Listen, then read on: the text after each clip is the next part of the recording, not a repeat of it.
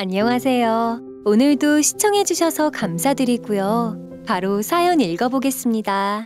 돈에 미치면 자신이 어떤 짓을 하고 있는지조차 모르는 세상입니다. 사람이길 포기한 가족들. 그래도 아직은 살만한 세상이라는 점에 썰려가 사연을 전해드립니다. 안녕하세요.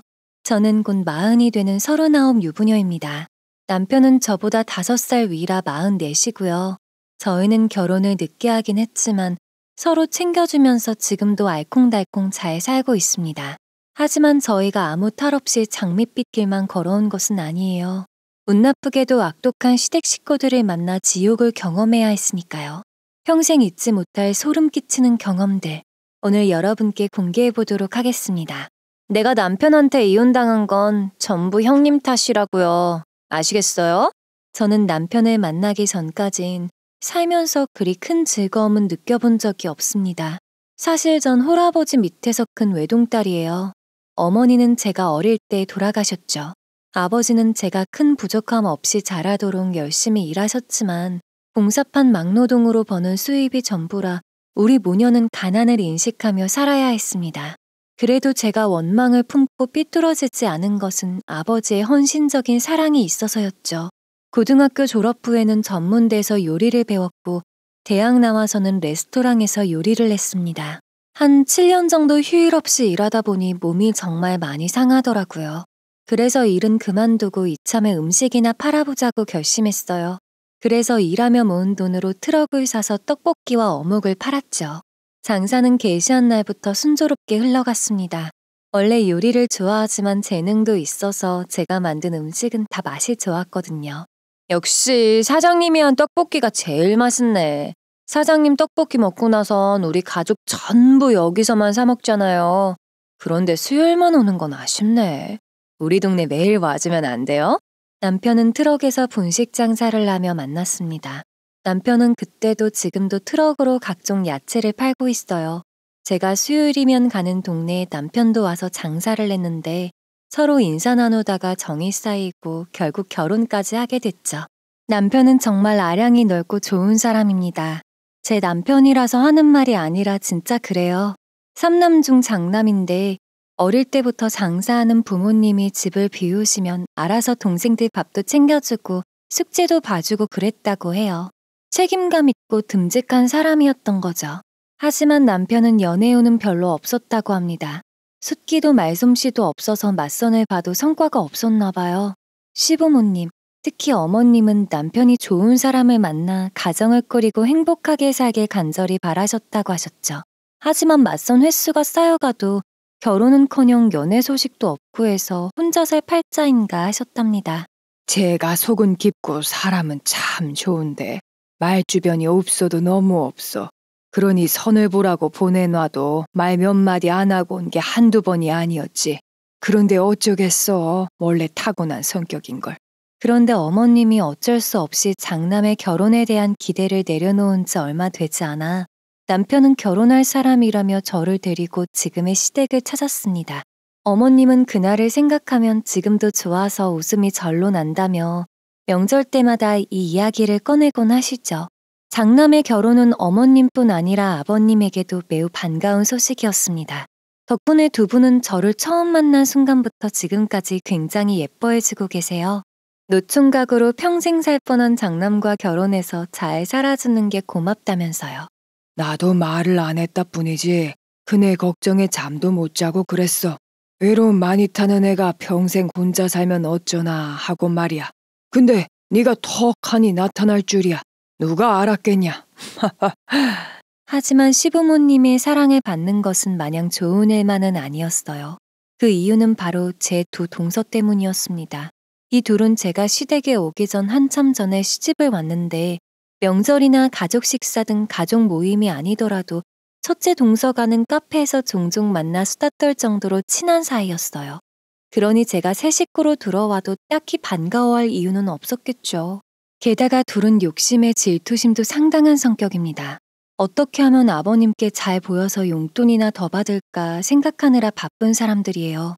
그러니 제가 반갑기는커녕 귀찮은 존재로 느껴질 수밖에 없었을 겁니다. 돌이켜보면 제가 등장하자 아버님이 돌아가시고 난 후 자기들한테 돌아갈 재산이 좀 더 줄어들었다는 게 두 사람 입장에선 꽤 불쾌했겠죠. 형님 오시고 나서는 아버님도 어머님도 형님만 챙기네요. 전에는 제가 첫째라며 살뜰히 챙겨주셨는데. 아니 뭐 그렇다고 싫다는 건 아니고요. 그냥 그렇다고요. 이상한 오해는 마세요. 그래서인지 동서둘은 기회만 있으면 저를 깎아내리려고 했습니다. 그 중에서도 첫째 동서가 더 집요했어요. 시댁에 시집온 첫 며느리로 아버님의 사랑을 받았는데 이제는 제가 아버님의 관심을 독차지하고 있었으니까요. 그렇다고 둘째 동서가 괜찮은 사람이란 건 또 아니에요. 둘째는 살살 눈웃음 치면서 사람 속 긁는 이야기를 했는데 어떤 때 보면 첫째 동서보다 둘째가 더 독한 게 아닌가 싶었죠. 트럭에서 장사하는 거 힘들죠. 아무리 장사 잘 된다 해도 상가 빌려서 가게에서 장사하는 것만 못할 거 아니에요. 고생만 하고 돈은 쬐끔 벌고 그런 건 아니죠? 많이들 그럴 거라 생각하는데 트럭 장사가 의외로 괜찮아. 그리고 나는 오래 해서 단골도 좀 되고 동서가 걱정 안 해도 충분히 잘하고 있어. 에이, 그냥 하는 말씀이죠, 형님. 그래봤자 트럭에서 팔 수 있는 양은 얼마 안 되잖아요. 한 달에 얼마나 버시는데요, 그럼? 허영심 많은 둘째 동서는 행여제가 돈까지 잘 버나 싶어서 전전긍긍했습니다. 저는 얄미운 표정으로 얄미운 말을 하는 동서에게 한 달 매출을 알려줄까 진지하게 생각했죠. 하지만 저는 그 마음을 접어야 했습니다. 남 잘 되는 꼴 못 보는 둘째 동서가 속이 뒤틀려서 또 저를 얼마나 쑤셔댈지 생각하니 벌써부터 머리가 지끈지끈 아파왔으니까요. 하지만 이윽고 저희 부부에게 예상 못한 좋은 일이 일어났습니다.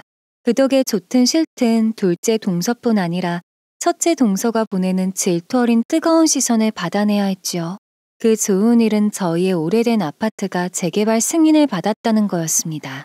사실 저희 아파트에 대한 재개발 기대감은 예전부터 있었지만 승인은 생각을 못하고 있던 터라 우리 부부도 깜짝 놀랐죠. 아파트 재개발 소식은 자연스레 두 동서의 귀에도 들어갔습니다. 저나 남편이나 한마디 한 적도 없었지만 부동산 호재니 지역 뉴스니에서 꽤 보도가 된 탓에 두 동서도 알게 된 거죠. 재개발 뉴스를 알게 된 둘째 동서는 심기가 정말 불편해 보였어요. 그 이유는 제가 누구보다 잘 알았습니다. 둘째는 그동안 제가 사는 아파트는 물론 동네가 별로라는 식으로 무시해왔거든요.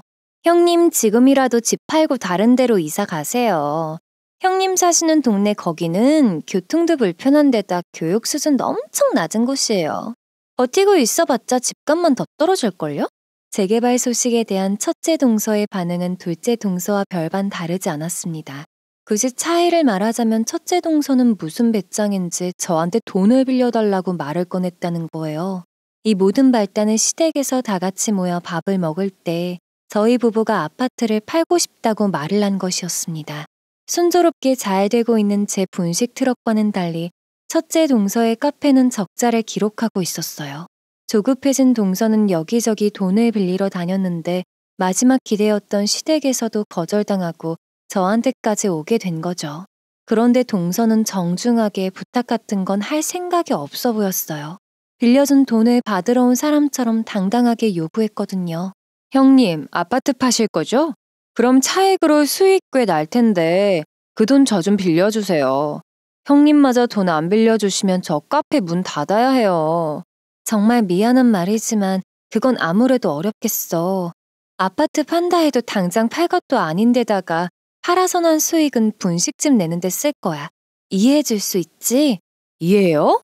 형님, 제 말 지금 안 들으신 거예요? 저 카페 망하게 생겼다니까요? 그리고 형님은 트럭 장사라도 충분하잖아요. 먹고 살기 괜찮으시다면서요. 첫째 동서는 계속 막무가내로 저에게 돈을 달라고 떼를 썼습니다. 저는 이런 동서가 어이없기도 하면서 동시에 무섭게 느껴졌습니다. 동서의 말투나 행동으로 봤을 때 자기 카페가 망하기라도 한다면 제가 돈을 빌려주지 않은 탓으로 여기겠다고 협박하는 것 같았거든요. 하지만 저는 어쩔 수 없는 건 어쩔 수 없다고 못을 박았어요. 그러자 동서는 신경질적으로 알겠다고 말하더니 일방적으로 대화를 중단해버렸습니다. 몇 달 후 저는 시부모님을 통해 첫째 동서의 카페 폐업 소식을 듣게 되었죠. 카페 폐업으로 극심한 스트레스를 받은 동서는 병원에 입원까지 했다고도 하셨죠. 저는 불편하게 끝난 동서와의 대화가 떠올라 병문안 가기가 꺼려졌지만 어찌됐든 사람이 아프다고 하니 병문안은 가야겠다 싶어서 어머님께 동서가 있는 병원을 알아내 방문했어요. 그런데 병원에 가서 보니 첫째 동서는 꽤나 멀쩡한 모습이었습니다. 알고 봤더니 입원은 아니고 몸이 허해져서 링겔을 맞으러 온 게 다였더군요. 그런데도 동서는 병원에 와서 침대에 누우면 입원 아니냐며 박박 우겨댔죠. 이윽고 동서는 저를 향한 분노가 떠오르기라도 했는지 저를 겨냥해 빈정거림 가득한 말을 내뱉기 시작했습니다. 잘 나가는 장사 챙기느라 바쁘실 분이 어쩐 일로 여기까지 오셨어요? 나 혼자 잘 먹고 잘 사는, 남이 아프든 말든 신경 안 쓰고 사는 줄 알았는데. 그래서 더 잘 먹고 잘 살고 그래요? 작은 형님, 말씀 정말 재밌게 잘하시네요. 근데 형님이 무슨 말씀 하는지 저도 잘 알 것 같아요. 저도 그런 이기적인 사람 하나 알고 있거든요. 첫째 동서와 둘째 동서는 저를 마치 눈앞에 없는 사람 취급하며 제 화를 돋우려고 했습니다. 자기들끼리 눈을 마주치고 기분 나쁜 미소를 띠고 심지어 키득거리며 웃음을 터뜨리기까지 했죠. 저는 화가 나 살짝 떨려오는 몸을 겨우 진정시킨 채 오는 길에 사온 호박죽이 담긴 종이 가방을 건넸습니다. 그리고 건강 잘 챙기고 빨리 나으라는 말도 잊지 않고 덧붙였죠. 하지만 동서 둘은 제 작은 성의마저 깡그리 무시해버리더군요. 둘째 동서는 제가 첫째 동서에게 건네는 종이 가방을 획 낚아채더니 안을 들여다보고 얼굴을 찌푸리더니 이러더군요. 어머, 큰형님, 이거 호박죽 아니에요? 이걸 어쩌나? 작은 형님 호박죽 싫어하시는데. 예상도 못한 둘째 동서의 반응에 저는 어안이 벙벙해졌습니다. 제 기억에 첫째 동서는 어머님이 호박죽을 해주실 때마다 맛있다며 잘만 먹었어요. 심지어는 집에 가면 생각날 것 같다며 좀 싸달라고 부탁을 해 얻어가기도 했으니까요. 하지만 제가 이 이야기를 하자 첫째 동서도 있는 대로 인상을 쓰더니 저에게 기분 나쁜 말투로 이렇게 말하는 겁니다. 형님, 그건 예의상 한 말이죠. 저 호박죽 안 좋아하거든요. 형님은 도통 남한테 관심이 없으니까 남이 뭘 진짜 좋아하는지 싫어하는지 모르시나 보네요. 첫째 동서의 말에 저는 미안하다라는 말밖에 할 말이 떠오르지 않았습니다. 그리고 다시 한번 몸 잘 챙기란 말을 한 다음 조용히 자리를 떴지요. 두 사람은 제 등 뒤에 대고 들으란 듯이 또 한 번 키득대며 웃었어요. 그 웃음소리가 어찌나 날카롭게 제 귓가를 파고들었는지 병원에 나서자마자 눈에서 눈물이 주르륵 흐르더군요. 그로부터 몇 달 후 남편과 저는 얼굴 좀 보자는 어머니의 연락을 받았습니다. 도대체 무슨 일로 부르시는 건지 궁금해서 잔뜩 긴장한 표정으로 시댁으로 들어갔는데 어머님은 우리 부부를 환한 미소로 맞아주셨습니다. 그리고는 별다른 설명도 없이 대뜸 통장 하나를 들이미셨어요. 집 팔아서 가게 내고 싶다고 했지? 집은 팔지 말고 그대로 갖고 있어라. 가게 내는 비용은 이걸로 갖다 써. 1억 좀 안 되는데 너네 갖고 있는 돈이랑 합치면 보증금은 충분히 될 거야. 시어머님은 이렇게 말씀하시며 통장을 남편에게 건네주셨습니다. 뭣도 모르고 얼떨결에 통장을 받았던 남편은 깜짝 놀라 통장을 어머님께 다시 돌려드렸었죠. 이렇게 큰 돈은 받을 수 없다면서요. 저도 어머님께 아껴주시는 마음만 감사히 받겠다고 했습니다. 정중하게 거절의 의사를 밝힌 거죠. 그러자 어머님은 웃으시면서 절대 그냥 주는 거 아니고 빌려주는 거라면서 이걸로 작은 점퍼 얻어서 가게 해보라고 하셨어요. 둘 다 장사하던 사람이니 음식 가게 내면 잘 될 거다. 돈은 천천히 갚아도 되니까 부담 갖지 마라. 그래도 정 불편하다면 내가 이자도 야무지게 받지 뭐. 은행보다 싸게 해줄게. 저와 남편은 통장을 들고 한참을 망설이다가 결국 어머님께 돈을 빌리기로 했습니다. 그제서야 어머님은 빙그레 웃으면서 장사 잘 되길 바란다며 덕담을 해주셨죠. 시댁을 방문하고 집으로 돌아온 후 며칠이 지났을 때 갑자기 첫째 동서가 연락을 해왔습니다. 저는 빨래를 널고 있다 동서의 연락을 받았는데 전화를 받자마자 동서가 소리를 대뜸 지르는 바람에 깜짝 놀라서 손에 든 빨래 바구니를 놓치고 말았죠. 형님, 어쩜 이러실 수 있어요? 형님이 어머님한테서 돈 꿔갔다면서요. 대체 왜요? 돈도 많으신 분이 왜 자꾸 욕심을 더 부리시는 거예요? 첫째 동서는 다짜고짜 저에게 분수에 안 맞는 욕심을 부린다며 소리를 질렀습니다. 말도 안 되는 비난에 솔직히 화가 났지만 꾹 참고 무슨 의도로 그런 말을 하냐고 물어보았죠. 알고 봤더니 첫째 동서는 이번에도 또 어떤 사업을 하겠다고 시댁에 돈을 꺼달라고 했답니다. 이번에는 또 무슨 프랜차이즈 식당을 할 건데 한 2억은 필요하니 시부모님 도움 받고 싶다고 한 거죠. 게다가 한술 더 떠서 식당 자리는 시아버님 소유 상가로 달라고 했답니다. 시부모님은 당연히 거절을 하셨고 첫째 동서는 거절당한 게 전부 제 잘못이라고 여겼던 거죠. 저는 동서와 시부모님 사이에서 오고 간 대화가 어땠는지 잘 모르고 제가 시부모님과 나눈 대화에 대해서 동서에게 알려주기는 좀 그렇다며 적당히 대화를 마무리하려고 했습니다. 그러자 첫째 동서는 저에게 착한 척하지 말라, 가식 떨지 말라고 쏘아붙이더니 전화를 끊어버리더군요. 그러나 저에게는 첫째 동서의 무례한 분노 표출에 신경 쓸 여유가 없었습니다. 곧 문을 열 분식점 준비에 눈코 뜰 새 없이 바빴으니까요. 오랜 꿈이었던 내 분식점 오픈을 앞둔 며칠간 저는 좀처럼 잠을 이루지 못했습니다. 기대감도 있지만 장사가 잘 안 되면 어쩌지 하는 불안감이 가장 컸지요. 하지만 이런 제 불안이 무색할 정도로 분식집은 장사가 잘 되었어요. 트럭 장사할 때부터 단골이었던 손님들이 첫날부터 찾아와 주셨는데 다들 친구니 가족이니 함께 와주신 덕에 개시일부터 문정성시를 이루었죠. 사장님, 오픈 축하해요. 저 오늘은 가족들이랑 같이 왔어요. 가게에서 제가 만든 음식들을 처음 맛본 사람들 중 절반이 훌쩍 넘는 분들은 일주일이 못 가서 또 가게로 찾아오셨습니다. 저는 몰려드는 주문을 소화하느라 정신이 없었지만 마음만은 행복했어요. 제가 정성스레 만든 음식을 맛있게 드셔주는 손님들을 보니 뿌듯하고 거기에 매출까지 잘 나오니 더 바랄 나위가 없었습니다. 하지만 사는 게 다 그렇지만 좋은 소식만 들으며 살 순 없죠. 분식집이 장사가 잘 된다는 소문을 들은 첫째 동서는 다시 저를 찾아와 돈을 빌려달라고 사정했어요. 저는 동서에게 다시 한번 동서의 사업 자금으로 빌려줄 돈은 없다고 확실히 말했습니다. 그리고 이번에도 동서를 자극하지 않게 다정한 말투를 써가며 미안하다는 말을 덧붙였어요. 그런데 동서는 사업 때문에 그런 게 아니라며 눈에 뻔히 보이는 거짓말을 했습니다. 형님은 제가 무슨 사업 자금만 빌리러 다니는 사람인 것처럼 말씀하시네요. 이번에는 아니에요. 실은요, 제가 몸이 좀 아파요. 그래서 일 안 하고 집에서 푹 쉬어야 하는데 돈이 없어요. 동서는 앓는 소리를 해가며 저에게 돈을 꺼달라고 사정을 했습니다. 동서의 속보이는 얕은 꾀에 저는 어이가 없어 실소가 나왔죠. 끈질기게 돈을 달라는 동서의 요구를 이번에도 거절할 수밖에 없었어요. 그러자 동서는 냉랭하게 저를 이기적이라며 쏘아붙이곤 자리를 뜨더군요. 그로부터 한 3달쯤 지났을까? 저는 남편으로부터 급한 연락을 받았습니다. 어머님이 쓰러져서 병원에 입원하셨다는 거였죠.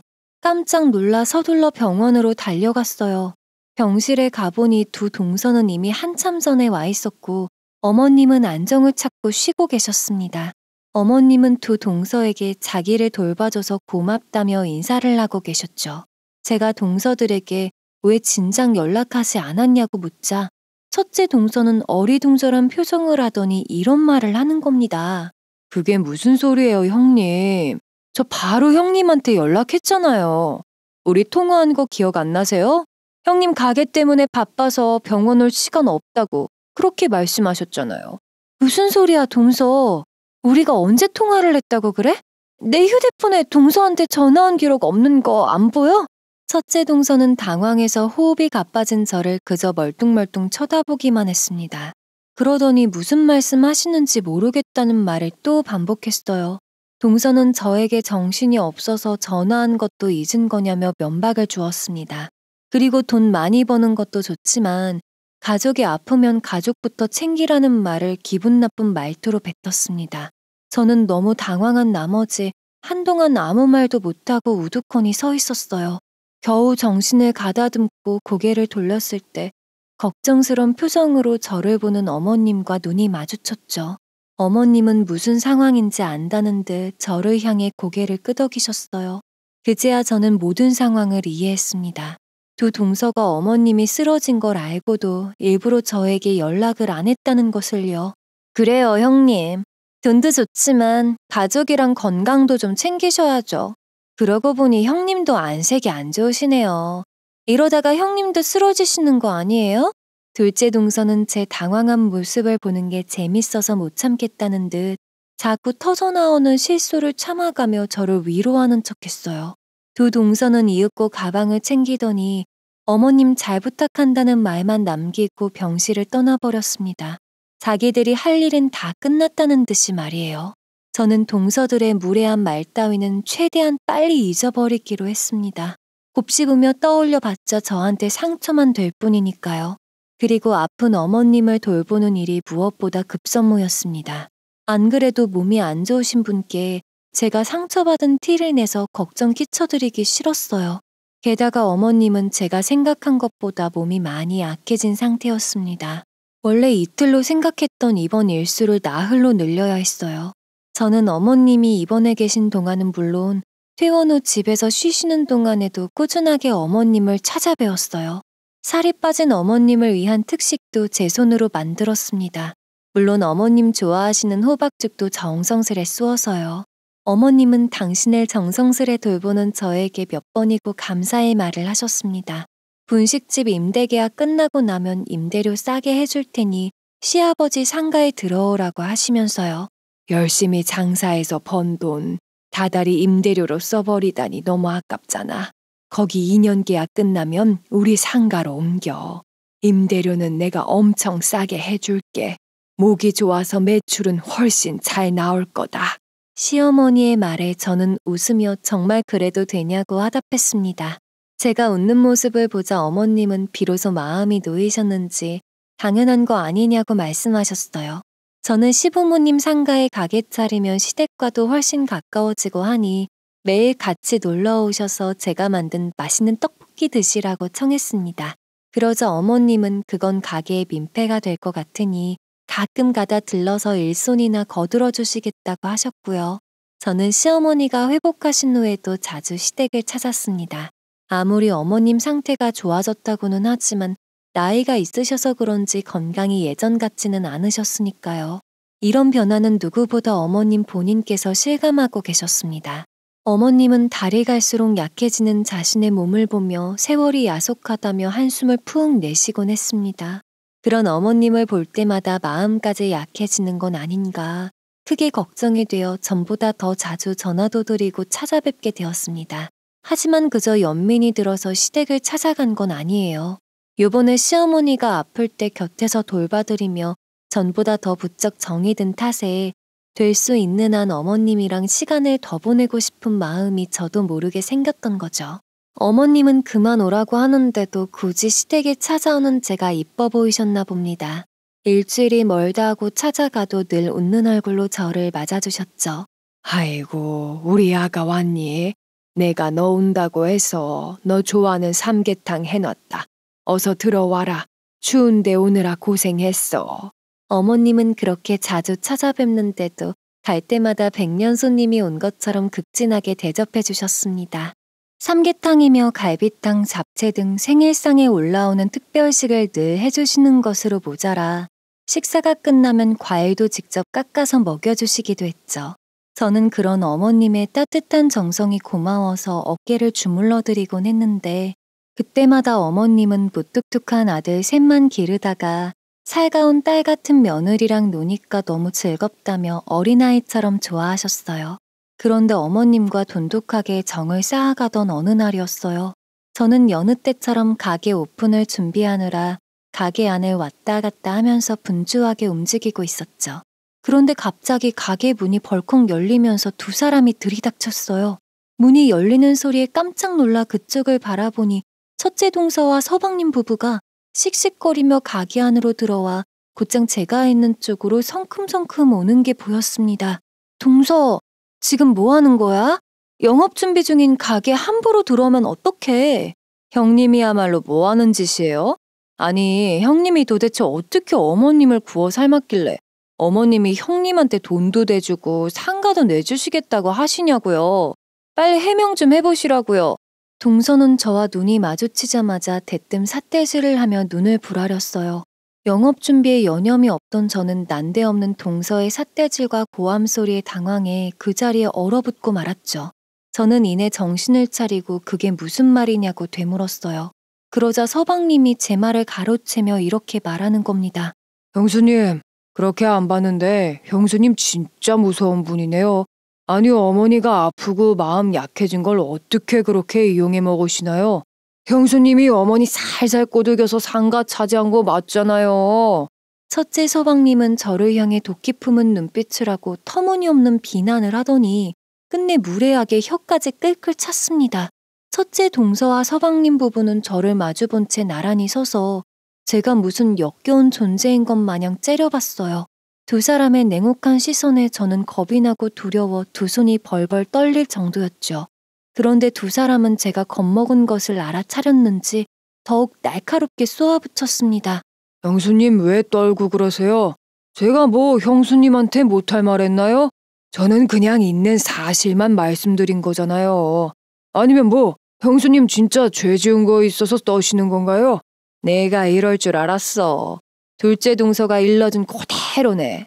형님이 우리 뒤통수 치고 어머님한테 가서 상가 달라고 한 거 맞죠? 그거 들켜서 제발 저려서 지금 떠시는 거잖아요. 첫째 동서의 말을 듣는 순간 저는 이 모든 게 두 동서의 어처구니 없는 원한 때문이란 걸 깨달았습니다. 두 사람은 어떻게든 시댁의 상가를 손에 넣고 싶었는데 시댁에서는 저에게 상가를 내주겠다고 하니 그 화풀이를 저에게 하는 거였죠. 저는 떨리는 손을 겨우 진정시키고 심호흡을 한 후 정중하지만 단호한 말투로 두 사람에게 당장 가게에서 나가라고 말했습니다. 그리고 만약 제 요구대로 당장 나가지 않을 경우 경찰을 불러 끌어내겠다고 했죠. 첫째 서방님은 경찰이란 말을 듣는 순간 움찔하며 겁을 먹더군요. 서방님은 젊었을 때 술에 취해 낯선 사람에게 시비를 걸었다가 합의금을 주고 겨우 고소를 면한 일이 두어 번 있었기 때문입니다. 알았습니다. 알았어요. 나가면 될 거 아니에요. 나 참 어이가 없어서. 방귀 낀 사람이 성질 부린다더니 이게 딱 그 꼴이네.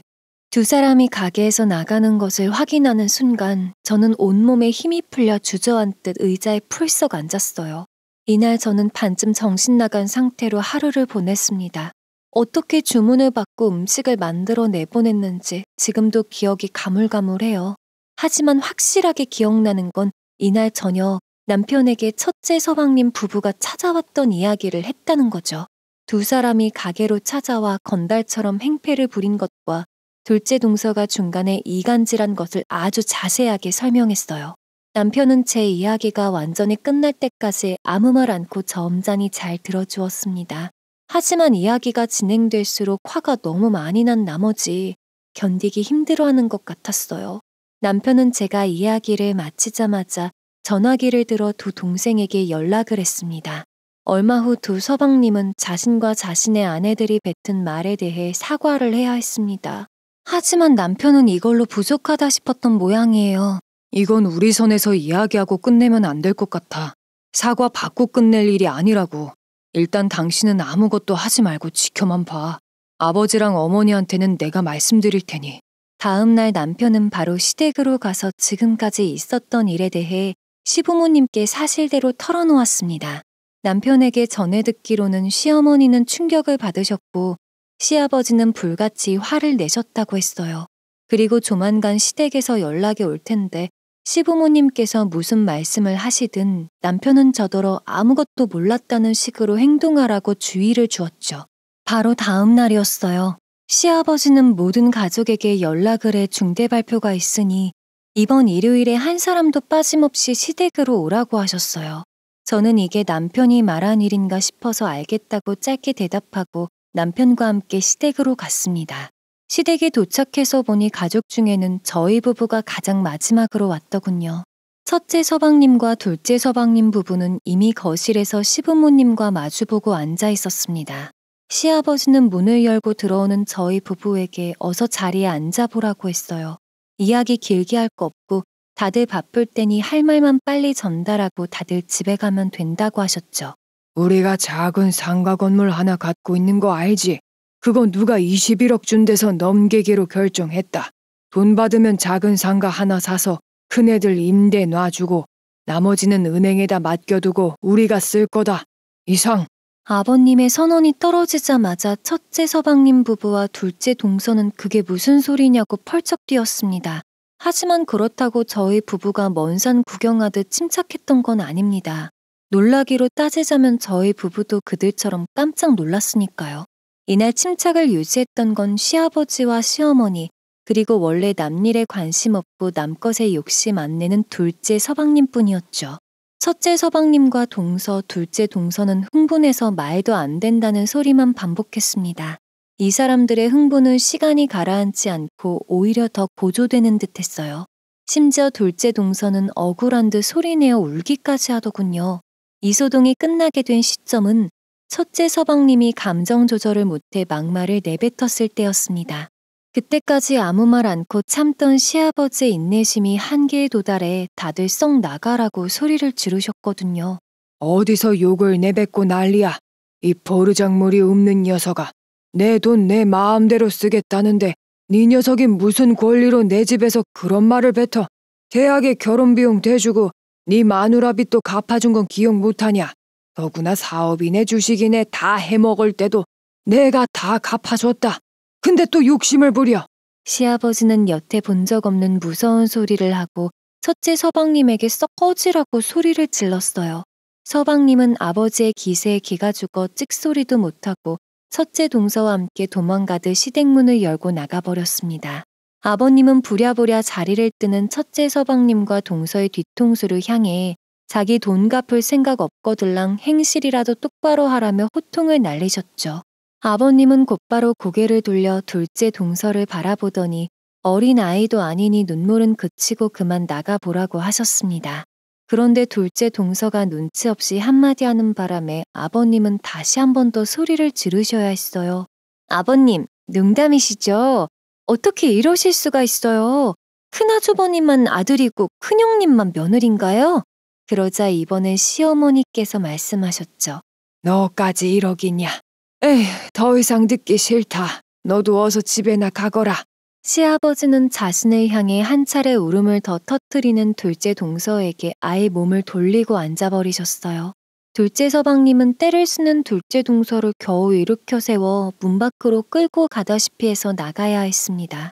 네 사람이 떠나고 간 뒤 저희 부부는 썰렁해진 시댁 거실에서 어쩔 줄을 몰라 하며 눈치만 보고 있었어요. 시어머니는 그런 저희 두 사람을 보시더니 다정하게 한 말씀 해주셨죠. 너네 아버지랑 나랑 충분히 고심해서 내린 결정이니까 너희는 그대로 따라주기만 하면 된다. 그리고 나머지 형제들이 뭐라고 하든 그건 신경 쓰지 마라. 우리도 신경 안 쓸 테니까. 알겠지? 시어머니는 그렇게 말씀하시곤 피곤할 테니 그만 가보라며 저희 부부의 등을 떠밀듯이 하며 배웅을 해주셨습니다. 그로부터 한 달이 지난 어느 토요일이었어요. 갑자기 시아버지로부터 연락이 오더니 내일 저희 집으로 찾아와도 되냐고 물으시더군요. 저는 얼마든지 오시라고 대답을 드렸고 아버님은 오후 3시에 맞춰서 저희 집으로 오시겠다고 했죠. 다음 날 일요일 오후 3시 10분 전이 되자 아버님이 초인종을 누르는 소리가 들렸습니다. 아버님은 집 현관을 지나 거실로 들어오시더니 대뜸 이렇게 말씀하셨습니다. 상가 판 돈 얼마 전에 받았다. 목 좋은 곳에 상가 받은 거 바로 계약할 테니까 거기로 가게 옮기거라. 첫 1년은 임대료 걱정하지 마라. 시세보다 반값은 더 싸게 해줄 테니까. 아버님은 좋은 자리에 상가를 내줄 테니 분식집을 잘 키워보라고 말씀하셨어요.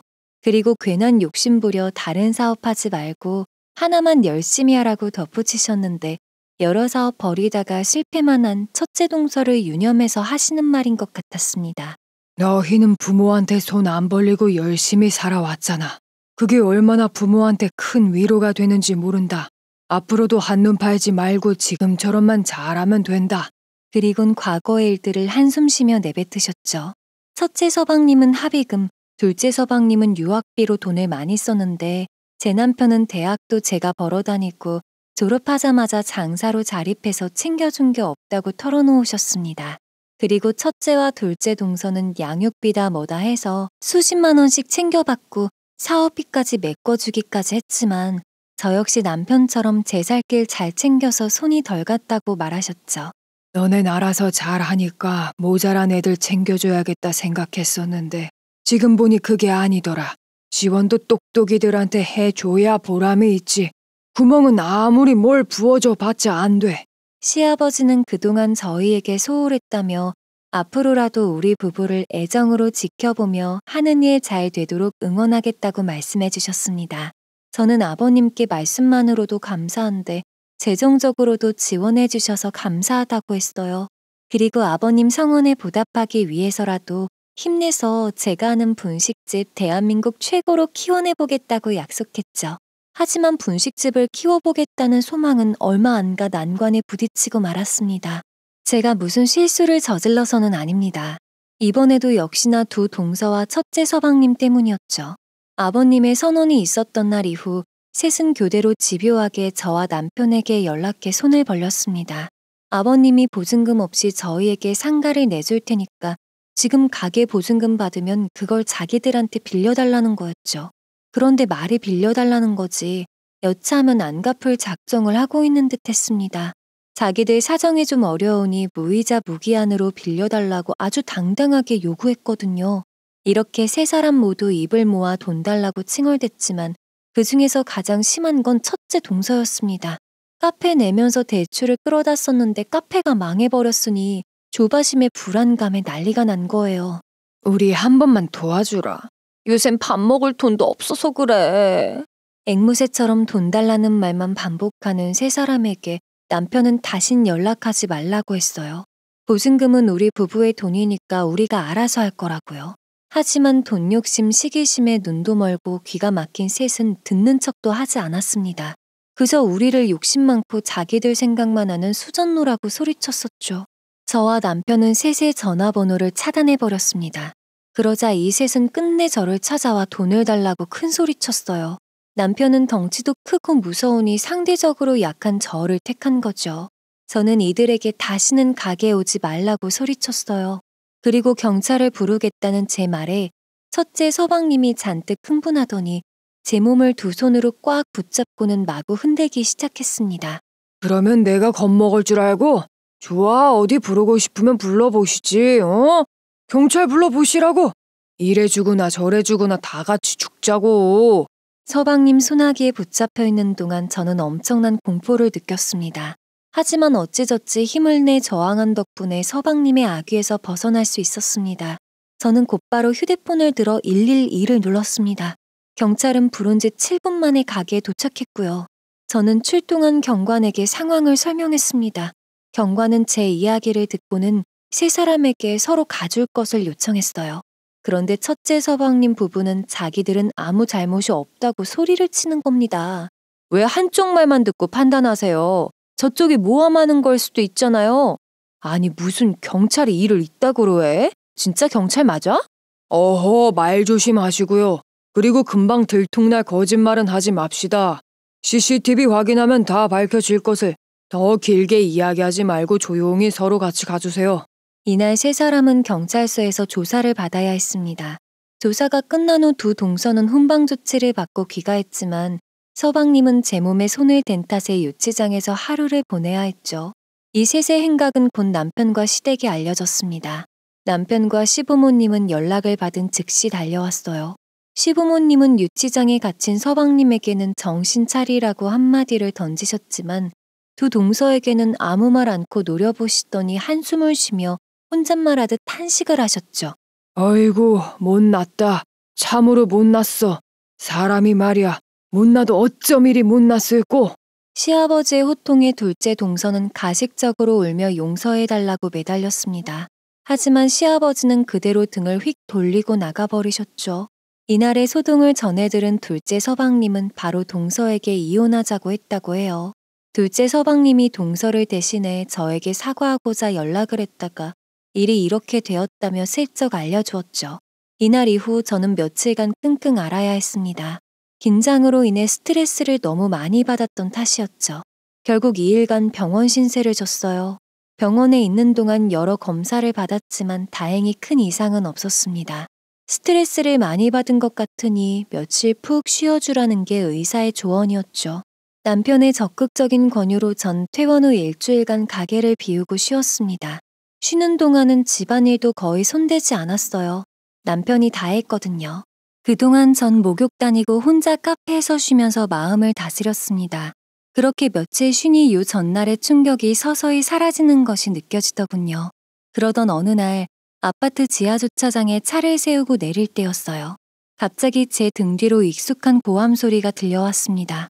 흠칫 놀라 돌아보니 두 동서가 웬 낯선 남자 하나를 대동하고 이쪽으로 다가오고 있었어요. 낯선 남자와 눈이 마주친 순간 제 두 다리가 바들바들 떨리기 시작했습니다. 형님, 저희 피하려고 가게까지 닫으신 거예요? 우리가 무슨 벌레예요? 그리고 잘못을 저질렀으면 사과부터 하셔야죠. 숨는 게 아니라. 두 동서는 저에게 바싹 다가와 화가 잔뜩 난 얼굴을 들이밀었습니다. 그리고는 씩씩대며 저에게 자신들의 파탄난 결혼 생활에 대한 책임을 물으라며 따졌죠. 형님 때문에 저희 남편 동네에서 나쁜 사람이란 딱지 붙어서 얼굴도 못 들고 다닌다고요. 이게 다 형님이 경찰에 허위 신고한 탓이에요. 아시겠어요? 둘은 다짜고짜 저에게 무릎 꿇고 사과하라고 명령했습니다. 하지만 저는 잘못한 게 없으니 사과는 못한다고 버텼어요. 그러자 첫째 동서가 옆에 있던 남자에게 고갯짓을 하더니 저를 봉고에 태우라고 말했어요. 안 되겠다. 차에 태우고 다른 조용한 데 가서 이야기를 해야 말이 좀 통하겠어. 동생, 여기 좀 차에 태워. 남편과 아이들 얼굴이 눈앞에 스쳤습니다. 이대로 가만히 있다간 큰일이 나겠다 싶었던 거죠. 저는 배에 힘을 주고 있는 힘껏 소리쳤습니다. 누가 좀 도와주세요. 제발 도와주세요. 저는 주차장이 떠나갈 정도로 크게 소리를 질렀어요. 그러자 저쪽 끝에서 덩치 좋은 청년 둘이 빠른 속도로 달려오더군요. 두 청년은 이쪽으로 오자마자 상황을 빠르게 파악하고 동서 옆에 있는 남자를 재빠르게 제압했죠. 당신들 뭐야? 뭔데 여기서 이런 짓거리를 하는 거야? 그 모습을 보고 비로소 정신이 든 저는 얼른 전화기를 꺼내 경찰을 불렀습니다. 그런데 제가 경찰에 신고하는 걸 본 두 동서는 후다닥 뛰어 주차장 입구로 가더니 그대로 달아나 버렸어요. 현장에 도착한 경찰은 두 청년의 이야기를 듣더니 재빠르게 남자의 손에 수갑을 채우고 경찰차에 태웠어요. 그리고 제 진술을 추가적으로 듣더니 무전기로 도망간 두 동서를 찾는 지원 요청을 했습니다. 그렇게 이 둘은 몇 시간 내 잡혔습니다. 미련하게도 둘 다 자기 집에 숨어 있었거든요. 한 달도 채 못 돼 다시 경찰서를 찾아온 시부모님과 남편은 안색이 정말 안 좋아 보였습니다. 오히려 제가 걱정이 되어 이 세 사람을 다독이며 챙겨야 할 정도였어요. 남편은 저를 보자마자 미안하다며 엉엉 울었습니다. 시부모님도 자식을 잘못 키운 죄라며 심하게 자책하셨고요. 미안하다 아가. 내가 자식을 잘못 키워서 네가 2번이나 큰 고생을 했구나. 에휴, 저것들을 내 배로 낳았으니. 시부모님께서 자식 잘못 키운 죄를 운운하는 데는 다 이유가 있었습니다. 그건 주차장에서 저를 끌고 가려 했던 남자가 첫째 서방님이 고용한 친구였기 때문이었어요. 그나마 다행인 건 이 남자가 어리숙한 편이었단 거예요. 만약 정말 악독한 악인이었다면 진작에 나서서 저를 어디론가 끌고 가버렸을 수도 있었겠죠. 이번 일은 저에게 정말 큰 충격이었지만 시부모님은 평생 잊지 못할 수치심을 느끼신 모양이었습니다. 특히 시아버님의 분노가 엄청났어요. 아버님은 저에게 선처 따윈 말라며 못 박으셨어요. 저는 아버님께 그런 염려 마시라고 했습니다. 저 역시 법이 허락하는 한 가장 큰 처벌을 원하고 있었으니까요. 첫째 서방님과 두 동서, 그리고 첫째 서방님의 질 나쁜 친구는 결국 나란히 실형을 선고받고 감옥에 가게 됐습니다. 죄질이 나빴던 만큼 벌금형으로는 부족했던 거죠. 이 네 사람이 실형을 선고받은 데는 무엇보다 저를 구해줬던 두 청년의 힘이 컸습니다. 흔쾌히 경찰서로 가서 긴 시간 동안 진술도 해주고 네 사람이 형을 받는데 필요한 증언을 해주기까지 했으니까요. 두 청년은 갓 고등학교를 졸업한 대학생 새내기였습니다. 이 친구들의 부모님과 만난 자리에서 저희가 사례를 드린다고 하니 어머님들은 손사래를 치셨죠. 아이고 됐어요. 세상 무섭다 해도 당연히 사람으로서 해야 할 행동이었는데요. 신경 쓰지 마세요. 남편이 그런 엄마들을 뒤로 한 채 두 청년에게 필요한 걸 묻자 환하게 미소 지으며 말하더군요. 컴퓨터가 오래돼서요. 사주시면 감사히 쓰겠습니다. 그렇게 저희는 500만 원 정도의 컴퓨터 2대를 학생들에게 사례로 선물했고 추가로 용돈하라고 500만 원을 두 손에 꼭 쥐어주었어요. 우리 부부는 두 학생에게 졸업하고 취업 못하면 언제든지 연락달라고 했습니다. 맛있는 분식 만드는 법도 알려주고 월급도 잘 챙겨주겠다며 말이에요. 이렇게 일이 마무리되자 저는 하루하루에 감사하며 살고 있어요. 아직은 그리 오래되지 않아 이날의 아찔함이 떠오르면 아직 힘들기도 하지만 시간이 좀 더 지나면 괜찮아질 거라 믿고 있습니다. 이제부터는 힘들었던 지난 기억보다는 현재와 앞으로의 미래에 대해 좀 더 집중하고 살려고 해요. 지금 제 곁에서 사랑과 응원을 주는 시부모님과 남편, 그리고 사랑스러운 아이들과 함께 시간을 보내며 새로운 추억을 만들어 나가보려고요. 제가 들려드릴 수 있는 이야기는 여기까지인 것 같습니다. 살떨리게 긴장되게 하는 에피소드도 있었는데 그럭저럭 편하게 들어주셨기를 바라며 저는 이만 여기서 인사드리도록 하겠습니다. 지금까지 긴 사연 들어주셔서 감사합니다. 여러분의 가정에는 평안만이 깃들길 바라면서 이만 마치겠습니다. 더 많은 이야기, 기막힌 사연을 듣길 원하신다면 구독과 좋아요, 알림 설정 부탁드립니다.